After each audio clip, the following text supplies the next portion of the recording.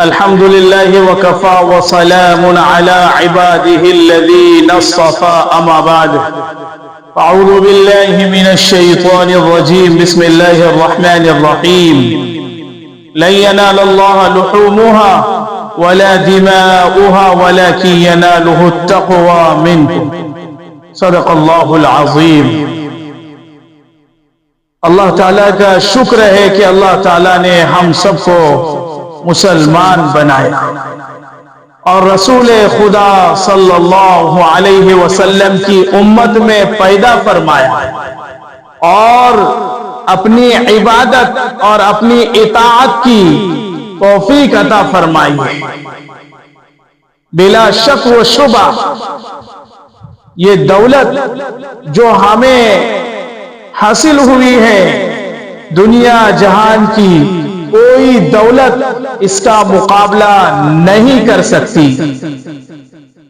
یہ سعادت عظمیٰ جو ہمیں ملی ہے دنیا اور آخرت کے تمام سعادتوں سے بڑی ہوئی، لیکن ہمیں دیکھنا یہ ہے کہ ہمارے عبادتوں میں ہمارے اعمال میں اخلاص ہے یا نہیں، ہمارے اعمال میں ہماری عبادتوں میں اخلاص ہے یا نہیں دیکھنا ہے، کیونکہ اخلاص ہی وہ شے ہے جس کی بنا پر اعمال قبولیت کا درجہ حاصل کرتے ہیں۔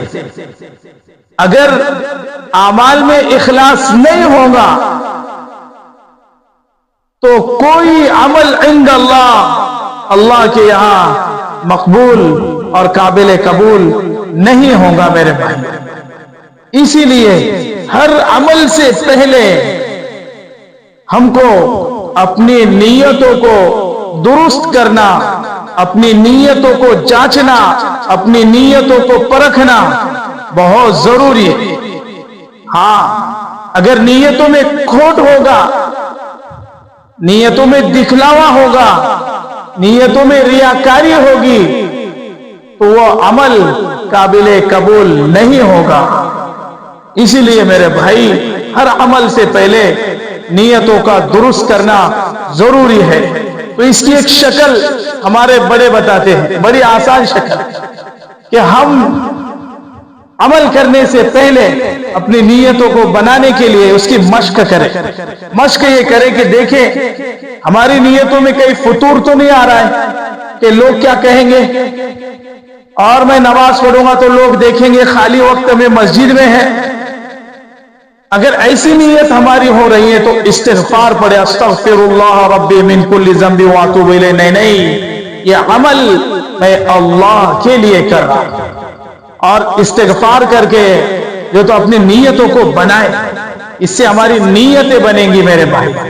نیتیں جب درست ہوگی تو چھوٹا عمل بھی بڑا رنگ لائے گا، اور اخلاص والے کی محنت چھوٹی ہوتی ہے لیکن اس کا اجر بڑا ہوتا ہے، اس کے نتائج، اس کے اثرات اللہ تعالیٰ بڑے بڑے فرماتے ہیں۔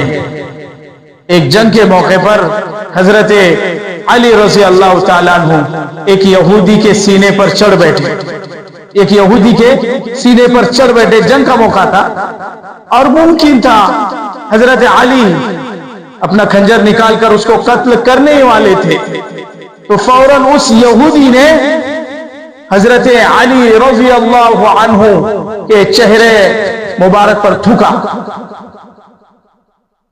ایسی حالت میں تو اور زیادہ غصہ بڑھ جاتا ہے،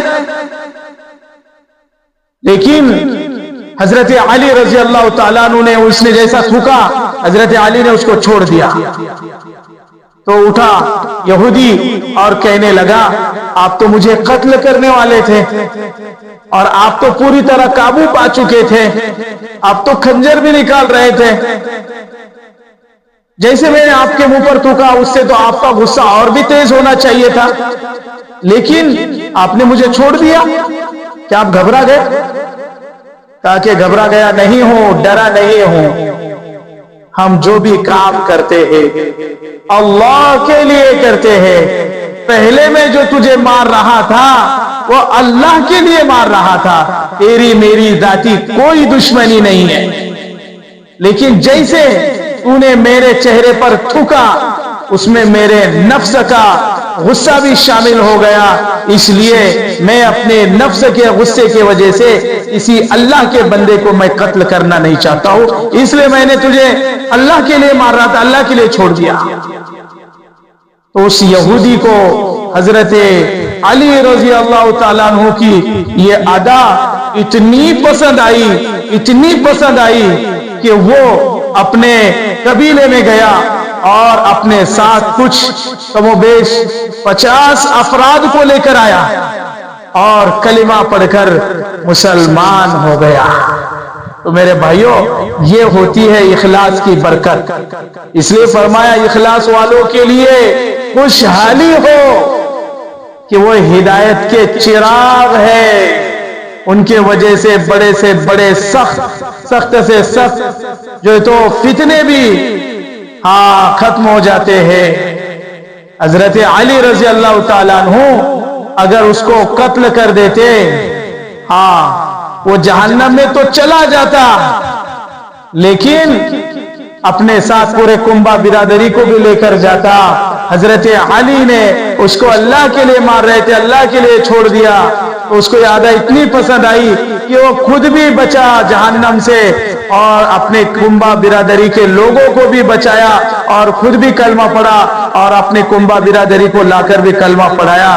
तो मेरे भाइयों, ये होता है इखलास। इखलास वालों की मेहनत छोटी होती है, उनकी उजरत मोटी होती है।